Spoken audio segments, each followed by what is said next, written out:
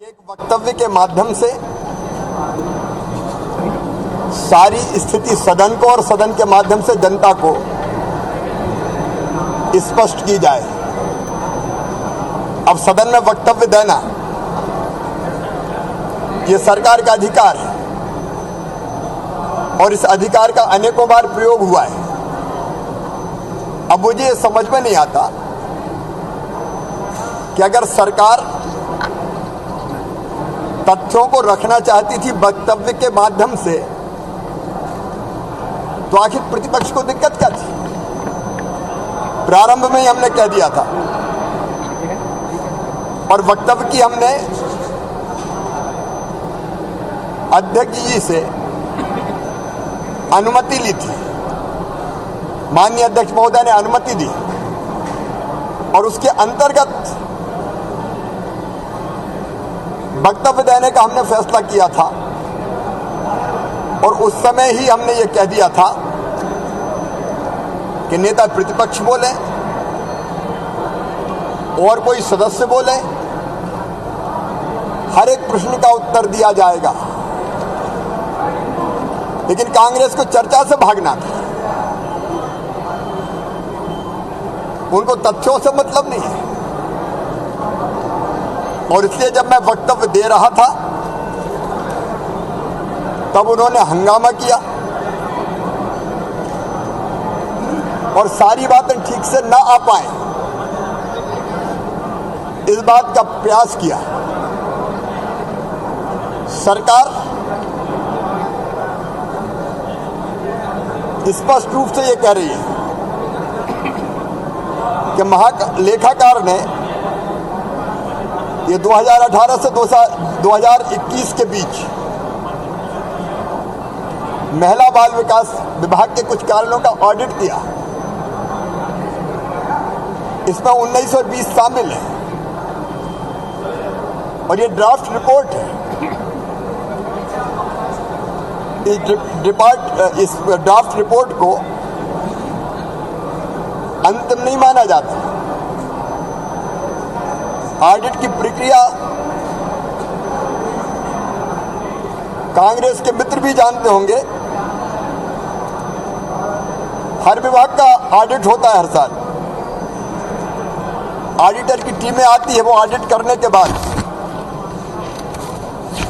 अपने observations draft की report के रूप में विभाग के पास भेजती है और विभाग से फिर अपना पक्ष जानने की बात कही जाती है। अब मैं आज इसके विस्तार में नहीं जाना चाहता। अभी ड्राफ्ट रिपोर्ट आई है, विभाग जवाब दे रहा है, उसके बाद कैग को रिपोर्ट जाएगी, फिर कंडिका बनेगी, विधानसभा में आएगी, विधानसभा में चर्चा होगी, लोक लेखा समिति के सामने जाएगी। लेकिन मेरा साफ कहना है कि हम तथ्यों को बारीकी से देख रहे हैं। कहीं गड़बड़ी अगर पाई गई तो हम सख्त कार्रवाई करेंगे और अभी हमने कतिपय अनियमितताओं के खिलाफ 104 लोगों के खिलाफ कार्रवाई की है। 6 को हमने नौकरी के बाहर निकाला है। लगभग 24 के खिलाफ निलंबन की कार्रवाई की है। कई के खिलाफ विभागीय जांच चल रही है। भारतीय जनता पार्टी की सरकार अगर कहीं अनियमितता है तो उसको छोड़ेगी नहीं किसी भी कीमत पर। लेकिन कांग्रेस ने क्या किया? इस रिपोर्ट में अगर इस रिपोर्ट की वो बात करते हैं तो टेक होम राशन के परिवहन में ये वाहन, स्कूटर, मोटरसाइकिल, कार और ऑटो रिक्शा, ये उनके कार्यकाल के भी नंबर सहित मेरे पास, हम उसकी भी जांच कर रहे हैं। गुणवत्ता में जो टेक होम राशन अमानक स्तर का पाया गया था वो कांग्रेस के शासनकाल का है। जिसका हमने 36 करोड़ रुपए पेमेंट रोका हुआ है।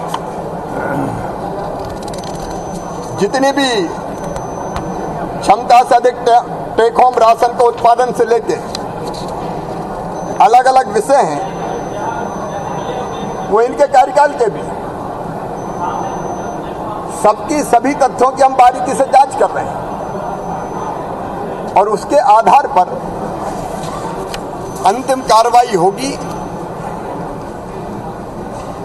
इसके पहले ये भारतीय जनता पार्टी की सरकार है जिसने 2018 में यह तय किया था कि हम राशन की पोषण आहार की व्यवस्था को, टेक होम राशन की व्यवस्था को महिला स्व सहायता संघ के समूह के महासंघों को देंगे। 2018 में कैबिनेट का फैसला हुआ, 7 पोषण आहार संयंत्र बनाने का फैसला हमने किया। वो पोषण आहार संयंत्र बन भी गए, बीच में सरकार चली गई। तब कौन थे जिन्होंने वापिस इन पोषण आहार संयंत्रों को एमपी एग्रो के माध्यम से के नाम पर फिर ठेकेदारों को सौंपने का षड्यंत्र किया था? आखिर गौरी सिंह ने क्यों इस्तीफा दिया था? और इनने कैबिनेट का फैसला करके एमपी एग्रो को सौंप भी दिया था। लेकिन जब भारतीय जनता पार्टी की सरकार फिर से आई, हमने ये पोषण आहार संयंत्र फिर से महिला स्व सहायता समूहों को सौंपे, वो इनको चला रहे हैं। और केवल इतने नहीं, शहरों में भी लगभग 200 ठेकेदार थे जो पका हुआ भोजन बना के सप्लाई करते थे। उसको भी वापस लेके उनसे हमने महिला स्व सहायता समूहों को दे के महिला सशक्तिकरण का काम किया। मध्य प्रदेश में सरकार के प्रयासों से कुपोषण कम हो रहा है, लेकिन आज कांग्रेस इन सब बातों को सुनना नहीं चाहती थी। मैंने अपने वक्तव्य में सारी बातें विस्तार से कही हैं। कांग्रेस चर्चा से भागी, कांग्रेस को केवल हंगामा खड़ा करना था। वक्तव्य में जो बातें आती वो सुनना नहीं चाहते थे, और इसलिए हमारे ये कहने के बावजूद कि वक्तव्य के बाद हम नेता प्रतिपक्ष को सुनेंगे, कोई अन्य सदस्य बोलना चाहे तो वो भी बोले, लेकिन उनने केवल हंगामा किया। हम सारी सच्चाई जनता के बीच में और जनता की अदालत में ले जाएंगे। सर, उनका कहना है कि पहले चर्चा होना चाहिए थी, फिर आपका वक्तव्य होता। आपने संसदीय परंपरा को तोड़ा, इसलिए उन्होंने हंगामा किया। इसमें कौन सी संसदीय परंपरा? एक नहीं, अनेकों अवसर पर सरकार ने वक्तव्य दिए हैं। जब ऐसी कोई स्थिति पैदा होती है तो सरकार वक्तव्य देती है, वक्तव्य पे नेता प्रतिपक्ष अपनी प्रतिक्रिया देते हैं।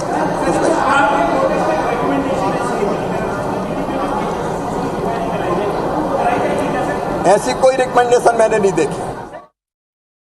सदन की कार्रवाई कल तक के लिए स्थगित कर दी गई है। पोषण आहार पर सदन में विपक्ष का हंगामा जोरदार हुआ, जिसके बाद सदन में को स्थगित किया गया है। सदन में अनुपूरक बजट भी पेश किया गया। तो पोषण आहार पर सदन में विपक्ष ने जमकर हंगामा किया। सदन को कल तक के लिए उसकी कार्रवाई स्थगित कर दी गई है।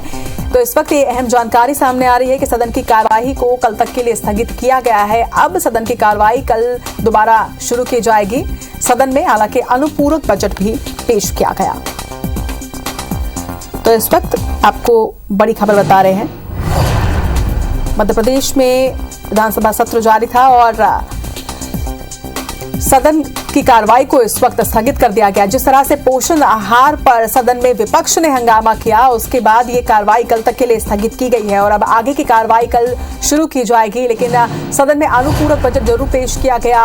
सीएम का सदन में बयान भी सामने आया। उनका कहना है कि जांच में गड़बड़ी पाई जाएगी तो कार्रवाई जरूर की जाएगी। तो उन्होंने ये आश्वासन भी दिया। उन्होंने सदन में अपनी बात भी रखी।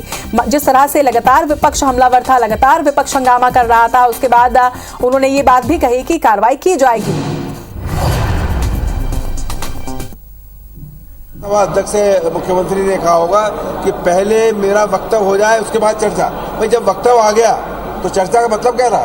तो ये इन्होंने संसदीय परंपराओं को पूरा तार-तार किया है। लेकिन कांग्रेस पार्टी इस घोटाले को उजागर करके रहेगी और पीएससी में भी जो मामला आएगा तो हम इसको पूरी ताकत से हर चीज़ को एक्सपोज करेंगे।